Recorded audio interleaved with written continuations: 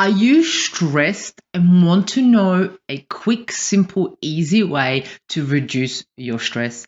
Hello, my successful and healthy earthlings. Mihaela Ragush here, naturopath and founder of the Natural Health Podcast.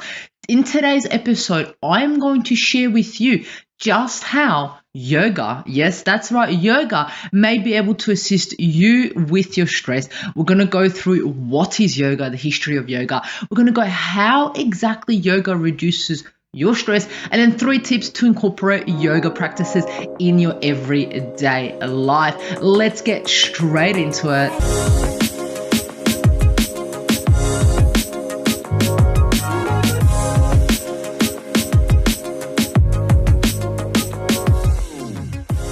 Welcome to the Natural Health Podcast, where we bring awareness of sustainable health in the business hustle space. Natural Health Podcast is perfect for the high-performing, business-minded individuals who want to work with their biochemistry to achieve optimal health and success. It's Mondays with Mihaela. That's right, me. Thank you so much for tuning in. Absolutely love, and appreciate your support. Today's segment, Mondays with Mihaela, is where I share with you simple, savvy, and sustainable health hacks to optimize your health. And today, we're going to be talking about the topic of stress. You know how much I love stress and how much I love talking about stress. But I don't really talk a lot about yoga, but I am going to today. Today we're going to talk about yoga, and stress, just exactly how they're interlinked. But I thought let's start off with thinking and talking about what is yoga, right? What is yoga? I mean, you have seen people do yoga, you've seen people talk about yoga, and I guess the first thing you may think about is someone in India doing some yoga moves in a mountain and being really relaxed. Wow, it's kind of like, I want to be like that, right? But look, yoga is an ancient and complex practice rooted in the Indian philosophy. It began as a spiritual practice, but has become popular as ways of promoting physical and mental well-being. As we know it, there's yoga classes and practices everywhere now. The development of yoga can be tracked to 5,000, but some even say 10,000 years old. That is a very long time. And I guess individuals listening might be like, well, Mihaela, it's actually longer than that, right? So it has been in the Indian culture and the philosophy for years and years and years. Let's put it that way. So although classical yoga includes other elements, yoga practiced in the Western world typically emphasizes on the physical posture, also known as asanas, the breathing techniques, also known as pranayamas, and then the meditation known as dhyana, right? So that's the kind of things that they incorporate in it. There's a guru named Sadhguru, and he says, I'm going to read from what he says. He says, yoga essentially means that which brings you reality. Literally, it means union. Union means it brings you to the ultimate reality, the individual manifestation of life, a surfaced bubbles in the process of creation. Yoga means to move forward an experimental reality where one knows the ultimate nature of existence in the way it is made. The whole process of yoga is to take you from something that you know and take the next step into the unknown. There you go. You can just see by me reading that how the philosophy of yoga is very deep and it's rooted into the culture. And gurus like Sadhguru talking about that, it's very philosophical and very deep. If you want to rewind that and read that again, feel free to, because that's very, very deep right there. So essentially, look, yoga is considered to be safe physical activity for healthy people when performed properly, because there are some moves when you see some people do it, you're like, oh wow, how do you do that? Are you going to come out of this alive? I know I've been in a few stuck and I'm like, how do I get out of here? Look, it's actually really beneficial if you do it with a qualified instructor, and the benefit is if you get an instructor that has done the qualifications in India, wow, what an experience, because these individuals have been trained from this philosophy which has been rooted in their culture from years and years and years, and you get to practice this, which is absolutely amazing. So what actually happens in a typical yoga class? If you've never been to a yoga class, it depends on the practitioner, it depends what type of yoga they're teaching you, but essentially it looks like an introduction, possibly some breathing exercises or some relaxation. It moves into a physical warm-up, and then you do the yoga postures, movement, and stretches, like the warrior and so forth, the tree and all that stuff, right? And then it ends with relaxation of meditation. So you can see it takes you on a journey. How beautiful is that? So when you go to a yoga class, you're actually involved in a practice. You're involved in a spiritual journey. For some people, a physical, a mental journey, depending, right? But you came here to understand how yoga can help you with stress. Let's look into it. So essentially, another key benefit of yoga is that it helps with stress. Okay, I can say that it helps with stress, but how? Why, Mihaela? How? Right? So accumulation of stress can cause your nervous system to be constantly in overdrive, and you know what exactly I'm talking about, because that's how you may be feeling right now. Make it difficult to unwind, focus, and even sleep. The breathing exercise you practice during yoga can help you lower your heart rate and shift your nervous system into a relaxed state, a parasympathetic state. It also can promote better sleep and increase focus. For some people, a more spiritual background, the effects of the practice can even be deeper and can be felt beyond the mat and beyond the physical body, right? It depends on the individuals and their beliefs. But yoga can help you connect to a deeper sense of purpose and awareness of living the present. This is exactly what the guru spoke about. But let's look at a study that I found in 2020. It was actually a small study on men, but I thought it might be relevant. It was very interesting because they looked at yoga stretches to reduce cortisol levels, which is crazy. What, a yoga stress is going to reduce my cortisol level? We know when we're stressed out, cortisol levels go through the roof. Well, essentially, they wanted to see if they had a positive effect on parasympathetic nerve system, which encouraged relaxation. So the study aimed to determine the effect of the yoga stretching on salivary stress hormones and cardiac automatic nervous system.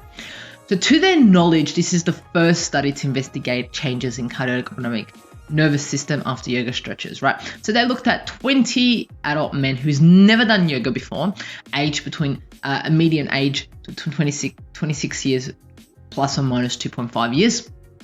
So, and then did yoga for 90 minutes. The key takeaways from this study were that they confirmed that saliva cortisol concentration decreased.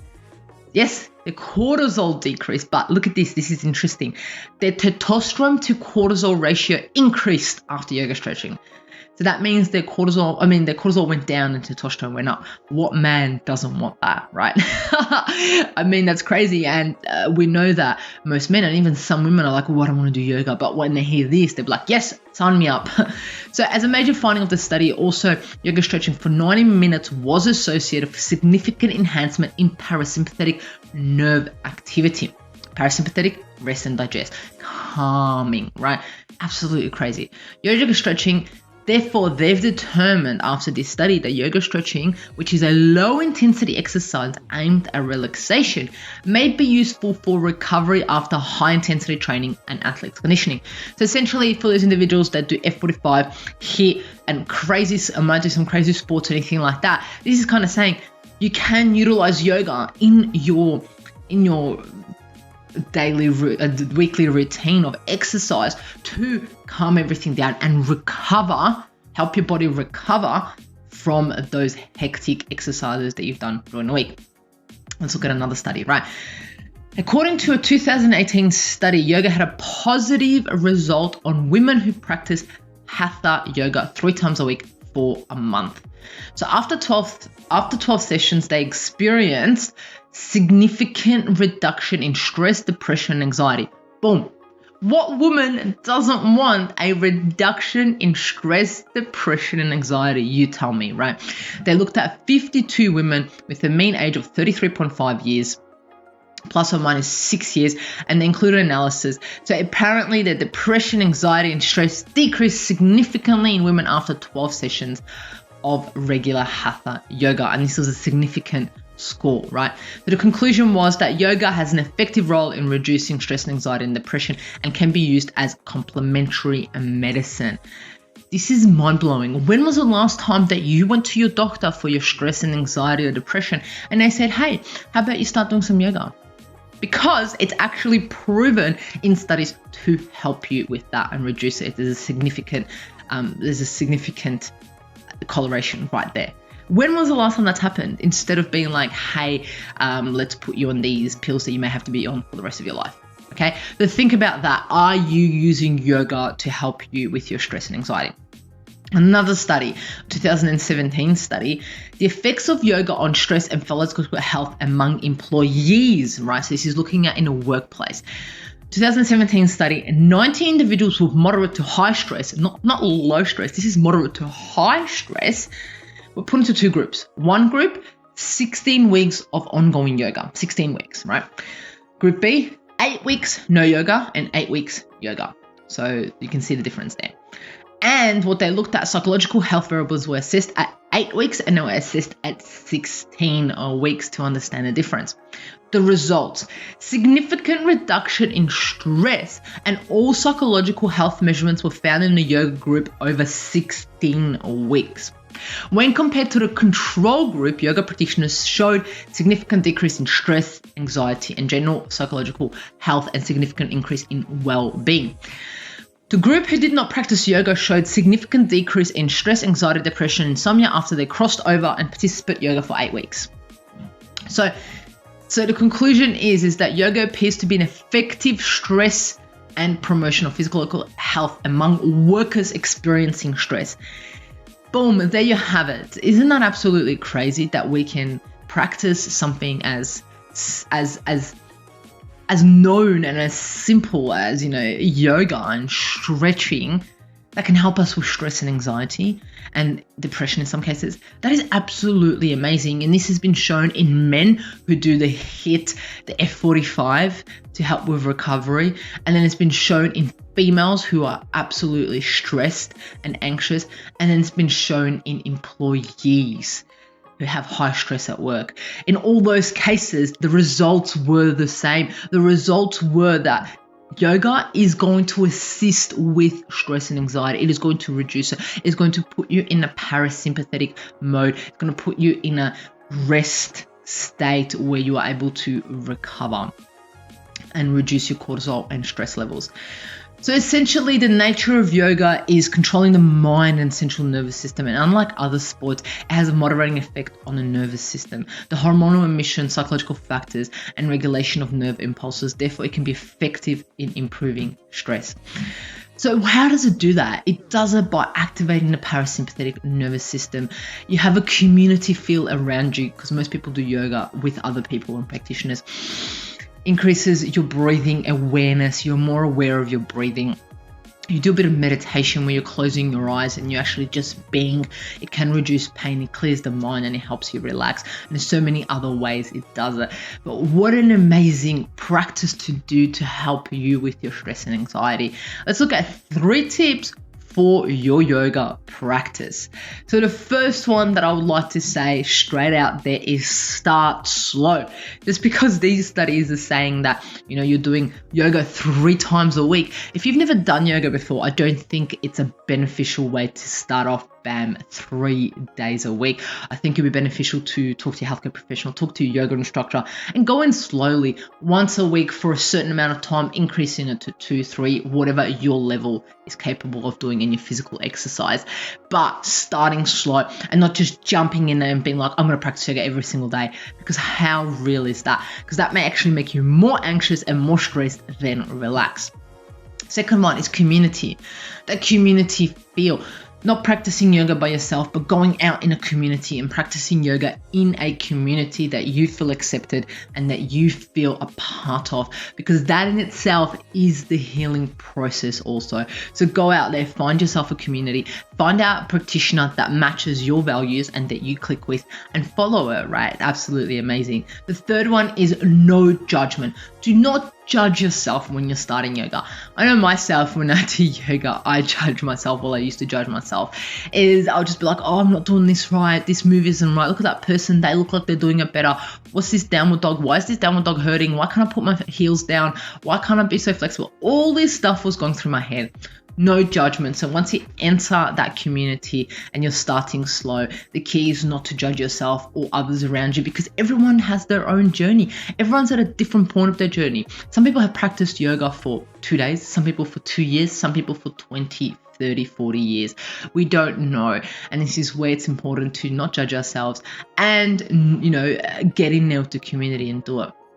So I want to end up by saying that stress and anxiety have been implicated as contributors to many chronic diseases and to decrease the quality of life. Even with pharmacological treatment, efforts are underway for non-pharmacological therapies to relieve stress and anxiety, and yoga is definitely one of those options. So there you have it. Today's podcast and episode was all about how to reduce stress and anxiety the natural way, but utilizing yoga. If you know someone who should try yoga, share this episode with them. Let them know the benefits about yoga, and then hopefully it will reduce their stress levels. Or if you are an employer, get yoga involved for your employees. If you're an employee, tell your employer to get yoga happening at your workplace. So there you have it. Do what you do best. Love, like, share, comment, subscribe the Natural Health Podcast. And remember, the missing link between failure and success is your health.